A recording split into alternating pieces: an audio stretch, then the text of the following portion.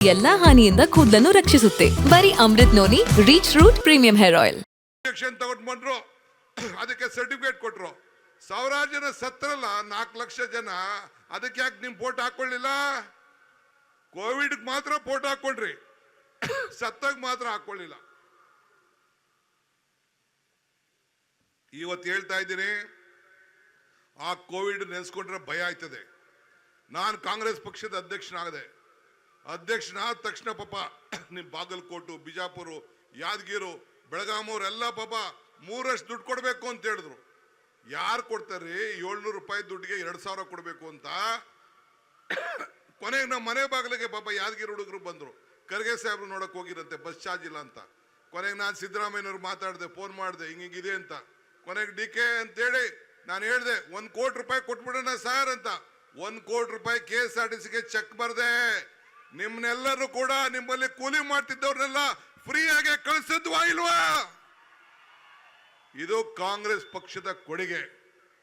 ನಾನು ಯಾವಾಗಲೂ ಒಂದು ಮಾತು ಹೇಳ್ತಾ ಇರ್ತೀನಿ, ಕಾಂಗ್ರೆಸ್ ಶಕ್ತಿ ದೇಶದ ಶಕ್ತಿ. ಕಾಂಗ್ರೆಸ್ ಇತಿಹಾಸ ಈ ದೇಶದ ಇತಿಹಾಸ. ಕಾಂಗ್ರೆಸ್ ಅಧಿಕಾರಕ್ಕೆ ಬಂದ್ರೆ ಎಲ್ಲ ವರ್ಗದ ಜನರ ಅಧಿಕಾರಕ್ಕೆ ಬಂದಂಗೆ. ಯಾವಾಗ ಕಾಂಗ್ರೆಸ್ ಇವತ್ತು ನಿಮ್ಮ ಡ್ಯಾಮ್ ಇದೆ ನೋಡ್ಕೊಂಡು ಬಂದು ಹೆಲಿಕಾಪ್ಟರ್ ಅಲ್ಲಿ, ಆ ಡ್ಯಾಮು ಯಾರು ಕಟ್ಸಿದ್ರು? ಈ ದೇಶದಲ್ಲಿ ಯಾವ್ದಾದ್ರು ಅಣೆಕಟ್ಟು ಕಟ್ಟಿದ್ರೆ ಕಾಂಗ್ರೆಸ್ ಪಾರ್ಟಿ. ಎಷ್ಟು ಡ್ಯಾಮ್ಗಳನ್ನ ಈ ರಾಜ್ಯದಲ್ಲಿ ಕಟ್ಟಿದ್ರೆ? ನಾನು ಇವತ್ತು ಬಿಜೆಪಿ ಅವ್ರು ಕೇಳ್ತಾ ಇದ್ದೀನಿ, ಒಂದು ಡ್ಯಾಮ್ ನಿಮ್ ಕೈಲಿ ಕಟ್ಟಕ್ಕಾಗ್ಲಿಲ್ಲ, ಒಂದು ಕೆರೆ ಕಟ್ಟಕ್ಕಾಗ್ಲಿಲ್ಲ, ಒಂದು ಪವರ್ ಸ್ಟೇಷನ್ ಕಟ್ಟಕ್ಕಾಗ್ಲಿಲ್ಲ, ಒಂದು ಸಂಸ್ಥೆ ಕಟ್ಟಕ್ಕಾಗ್ಲಿಲ್ಲ, ಯಾವೊಂದು ಹಾಸ್ಪಿಟಲ್ ನಿಮ್ ಕೈಲಿ ಕಟ್ಟಕ್ಕಾಗ್ಲಿಲ್ಲ. ಯಾವ್ದಾದ್ರು ಈ ರಾಜ್ಯದ ಜನತೆಗೆ ಕಾರ್ಯಕ್ರಮ ಕೊಟ್ಟಿದ್ರೆ? ಉಳುವನ್ಗೆ ಭೂಮಿ ಯಾರು ಕೊಟ್ರು? ಮೊನ್ನೆ ರಾಹುಲ್ ಗಾಂಧಿ ಅವರು ಭಾರತ್ ಜೋಡೋ ಯಾತ್ರೆ ಬರ್ತಾ ಇದ್ರು. ನಾವು ಮೊಳಕಾಲ್ಮೂರಿನಲ್ಲಿ ನಿಂತ್ಕೊಂಡು ಟೀ ಕುಡಿಯಕ್ಕೆ ರಾಹುಲ್ ಗಾಂಧಿ ಅವ್ರು ನಿಲ್ಸಿದ್ರು. ಅಲ್ಲಿ ನಿಲ್ಸಿದಾಗ ಒಂದು ತಾಯಿ, ಮೊನ್ನೆ 3 ತಿಂಗಳಾಯ್ತು ಆಕೆ ಮೃತಪಟ್ಟು ತಾಯಿ. ಆ ತಾಯಿ ಬಂದು ಹೇಳಿದ್ರು, 2 ಸೌತೆಕಾಯಿ ಹಿಡ್ಕೊಂಡು ಬಂದು ರಾಹುಲ್ ಗಾಂಧಿ ಕೊಡಕ್ ಬಂದ್ರು. ನಾನು ಕೇಳಿದೆ ಏನು ಅಂತ ಅಂದ್ಬಿಟ್ಟು ರಾಹುಲ್ ಗಾಂಧಿ ಕೇಳಿದ್ರೆ ಏನು ಅಂತ. ಒಬ್ಬ ನಿಮ್ಮ ಅಜ್ಜಿ ಇಂದಿರಾ ಗಾಂಧಿ ಕೊಟ್ಟ ಜಮೀನು ಅದ್ರಲ್ಲಿ ಬೆಳೆದಿದ್ದೀನಿ ಕಣಪ್ಪ ಸೌತೆಕಾಯ, ತಗೋ ಅಂತ ಕೊಡ್ತಾ ಇದ್ರು. ಇದು ಕಾಂಗ್ರೆಸ್ ಪಕ್ಷ. ಉಳುವನ್ಗೆ ಭೂಮಿ ಕೊಟ್ಟಿದ್ ಯಾರು? ರೈಟ್ ಟು ಇದು ನಿಮಗೆ ಸಾಮಾಜಿಕ ನ್ಯಾಯ ಕೊಟ್ಟಿದ್ ಯಾರು? ಇವತ್ತು ಬ್ಯಾಂಕ್ ರಾಷ್ಟ್ರೀಕರಣ ಮಾಡಿದ್ ಯಾರು? ಇವತ್ತು ಆಹಾರ ಭದ್ರತೆ ಕಾಯ್ದೆ ಸಿದ್ದರಾಮಯ್ಯನವರು ಬಸವಣ್ಣನ ನಾಡಿನಲ್ಲಿ ಬಸವಣ್ಣನ ಹುಟ್ಟಿದ ದಿನ ಪ್ರಮಾಣ ವಚನ ತೆಗೆದುಕೊಂಡು ಈ ಅನ್ನಭಾಗ್ಯ ಯೋಜನೆಯನ್ನು ತಂದ್ರು. ಯಾರು ಮಾಡಿದ್ರು ಅದನ್ನ? ಬಿಜೆಪಿಯವರು ಮಾಡಿದ್ರಾ? ಬಿಜೆಪಿಯವರನ್ನ ಕಾನೂನು ತೆಗೆದುಕೊಂಡು ಬಂದಿದ್ರಾ? ಬಿಜೆಪಿಯವರು ಕಾನೂನು ತಗೊಂಡ್ ಬರಕ್ ಆಗ್ಲಿಲ್ಲ. ನನ್ನ ಜೀವನದಲ್ಲಿ ನಾನು ಮಾತ್ರವಲ್ಲ, ನನ್ನ ಕೂದಲು ಕೂಡ ಆಗಿರ್ಬೇಕು ಸ್ಟ್ರಾಂಗ್ ಅಂಡ್ ಸ್ಟೈಲಿಶ್. ಬರೀ Amrut noni reach root premium hair oil ನೊಂದಿಗೆ. Reach root premium hair oil. Congress Sonia Gandhi ಅವರ ನೇತೃತ್ವದಲ್ಲಿ ಮನಮೋಹನ್ ಸಿಂಗ್ ರವರು ತಂದ್ರು. ಅದಕ್ಕಿಂತ ಮುಂಚಿತವಾಗಿ ನಮ್ಮ ಸಿದ್ದರಾಮಯ್ಯನವರು ಇವತ್ತು 5 kg ಅಕ್ಕಿಯನ್ನು ಅವತ್ತು ಪ್ರಾರಂಭ ಮಾಡಿದ್ರು. ಇವತ್ತು ನಾವು 10 kg ಕೊಡ್ತಾ ಇದೀವಿ. ಅದು ಆ ವಿಚಾರಕ್ಕೆ ನಾನು ಬರ್ತಾ ಇದ್ದೀನಿ. ಹಿಂಗೆ ಇವತ್ತು ಈ ದೇಶದಲ್ಲಿ ಯಾವ್ದಾದ್ರು ಉದ್ಯಮಗಳಿಗೆ ಫ್ಯಾಕ್ಟ್ರಿ ಕೊಟ್ಟಿದ್ದು, ಫ್ಯಾಕ್ಟ್ರಿಗಳು ಕಟ್ಟಿ ಉದ್ಯೋಗವನ್ನು ಕೊಟ್ಟಿದ್ದು, ಇವತ್ತು ಏನಾದ್ರು ಮಾಡಿದೀವಿ ಅಂತಂದ್ರೆ, ಉಳುವನ್ಗೆ ಭೂಮಿ ಕೊಟ್ಟಿದ್ದೀವಿ ಅಂತಂದ್ರೆ ಇವತ್ತು ಕಾಂಗ್ರೆಸ್ ಪಕ್ಷ ಕೊಟ್ಟಿದೆ. ಮೊನ್ನೆ ಎಲ್ಲ ಫಾರೆಸ್ಟ್ ಅಲ್ಲಿ ಇರೋರಿಗೆ ಹಿಂದೆ ಭೂಮಿ, ರೆವಿನ್ಯೂ ಭೂಮಿ ಎಲ್ಲ ಕೊಟ್ಟು ನಾವು 53-52 ಫಾರಂ ಕೊಟ್ಟು ಜಮೀನನ್ನ, ಸಾವಿರಾರು ಎಕರೆ ಜಮೀನನ್ನ ಹಂಚೋ, ಎಲ್ಲರೂ ಕೂಡ ಬಡವರಿಗೆಲ್ಲ ನಾವು ಹಂಚೋ. ಯಾರು ಮಾಡಿದ್ರು ಅದನ್ನ? ಕಾಂಗ್ರೆಸ್ ಪಕ್ಷ ಮಾತ್ರ ಮಾಡ್ತು. ಫಾರೆಸ್ಟ್ ಅಲ್ಲೂ ಕೂಡ ಇವತ್ತು ಕೊಡುವಂತ ಒಂದು ತೀರ್ಮಾನವನ್ನು ಕೂಡ ಹಿಂದೆ ಮನಮೋಹನ್ ಸಿಂಗ್ ಕಾಲದಲ್ಲಿ ಇವತ್ತು ಮಾಡ್ತು. ಇಂಥ ಯಾವ್ದಾದ್ರು ಕಾರ್ಯಕ್ರಮ ಮಾಡಿದ್ದು ಕಾಂಗ್ರೆಸ್ ಪಕ್ಷ. ಒಂದು ಹೇಳ್ರಿ ಬಿಜೆಪಿದು. ನಾನು ಹೋದ ಎಲೆಕ್ಷನ್ ಅಲ್ಲಿ ಬಂದು ನಾನು ಒಂದು ಮಾತು ಹೇಳಿದ್ದೆ, ಇಲ್ಲೆಲ್ಲ ಬಂದು ಹೇಳಿದ್ದೆ. ಏನ್ ಹೇಳಿದ್ದೆ ಅಂದ್ರೆ, ಕಮಲ ಕೆರೆಯಲ್ಲಿದ್ದರೆ ಚಂದ, ತೆನೆ ಹೊಲದಲ್ಲಿದ್ದರೆ ಚಂದ, ಈ ದಾನ ಧರ್ಮ ಮಾಡುವ ಕೈ ಅಧಿಕಾರದಲ್ಲಿದ್ರೆ ಮಾತ್ರ ಚಂದ ಅಂತ ಹೇಳಿದ್ದೆ.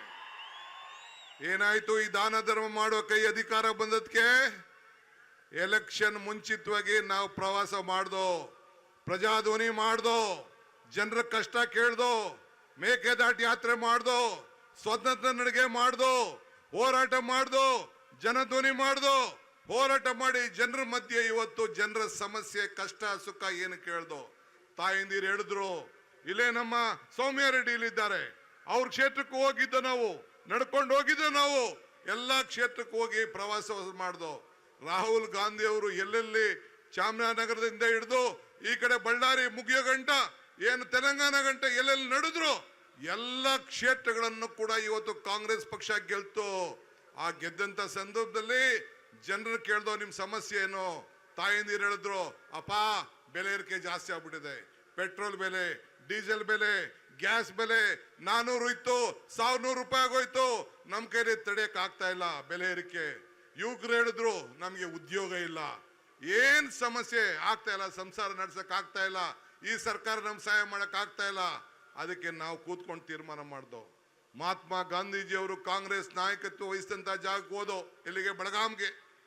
ಅಲ್ಲಿಗೆ ಹೋಗಿ ಎಲ್ಲ ನಾನು, ರಾಜಣ್ಣ, ಸತೀಶ್ ಜಾರಕಿಹೊಳಿ, ನಮ್ಮ ಕಾಶ್ಯಪ್ಪ, ನಾವೆಲ್ಲ ನಮ್ಮ ಇವರು, ನಮ್ಮ ಎಲ್ಲ ನಿಮ್ಮ MLAಗಳು, ಎಲ್ಲ ನಮ್ಮ ಲೀಡರ್ಗಳೆಲ್ಲ ನಾವೆಲ್ಲ ಹೋದೋ. ಅಲ್ಲಿಗೆ ಹೋಗಿ ಅಲ್ಲಿ ಹೋಗಿ ಕೂತ್ಕೊಂಡು ಚರ್ಚೆ ಮಾಡ್ದೋ. ಮೊದಲನೇ ಕಾರ್ಯಕ್ರಮ ಕೊಡಬೇಕು ಅಂತೇಳಿ ಮಲ್ಲಿಕಾರ್ಜುನ್ ಖರ್ಗೆ ಅವ್ರು ಬಂದಿದ್ರು.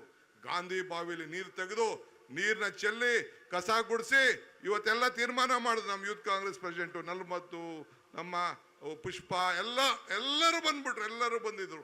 ಬಂದು ಕಸ ಗುಡಿಸಿ ತೀರ್ಮಾನ ಮಾಡ್ದು. ಅಲ್ಲಿ ಪ್ರಾರಂಭ ಮಾಡ್ದು. ಮೊದಲನೇ ಯೋಜನೆ ಯಾವ್ದು ಕೊಟ್ಟ ಗೊತ್ತಾ? ಮನೆ ಬೆಳಗಬೇಕು, ಗೃಹ ಜ್ಯೋತಿ 200 ಯೂನಿಟ್ ಉಚಿತವಾಗಿ, ಯಾರು ಬಿಲ್ ಕಟ್ಟಬಾರ್ದು, 1500 ರೂಪಾಯಿವರೆಗೂ ಉಳಿಬೇಕು ಅಂತ ತೀರ್ಮಾನ ಮಾಡಿ ನಿಮ್ಗೆಲ್ಲ ಉಚಿತವಾಗಿ ಕರೆಂಟ್, ಫ್ರೀ ಕರೆಂಟ್ ಕೊಡ್ತಾ ಇದೀವೋ ಇಲ್ವೋ ಅಷ್ಟು ಹೇಳಿ. ಕೊಡ್ತಾ ಇದೀವಾ? ಕೊಡ್ತಾ ಇದ್ರೆ ಕೈ ಎತ್ತಿ, ಇಲ್ಲಾಂದ್ರೆ ಕೈ ಎತ್ತಬೇಡಿ. ಅನುಕ್ಷಣದ ಸುದ್ದಿಗಳಿಗಾಗಿ ವಿಸ್ತಾರ ನ್ಯೂಸ್ ಯೂಟ್ಯೂಬ್ ಚಾನೆಲ್ ಸಬ್ಸ್ಕ್ರೈಬ್ ಮಾಡಿ. ಹೊಸ ಸುದ್ದಿಗಳ ನೋಟಿಫಿಕೇಶನ್ಗಾಗಿ ಬೆಲ್ ಐಕಾನ್ ಕ್ಲಿಕ್ ಮಾಡಿ. ಲೇಟೆಸ್ಟ್ ಅಪ್ಡೇಟ್ಸ್ಗಾಗಿ www.vistaranews.com ವೆಬ್ಸೈಟ್ಗೆ ವಿಸಿಟ್ ಮಾಡಿ. ಅಂಗೈಯಲ್ಲೇ ಜಗತ್ತಿನ ಸುದ್ದಿ ತಿಳಿಯಲು ವಿಸ್ತಾರ ನ್ಯೂಸ್ ಕನ್ನಡ ಆಪ್ ಡೌನ್ಲೋಡ್ ಮಾಡಿ.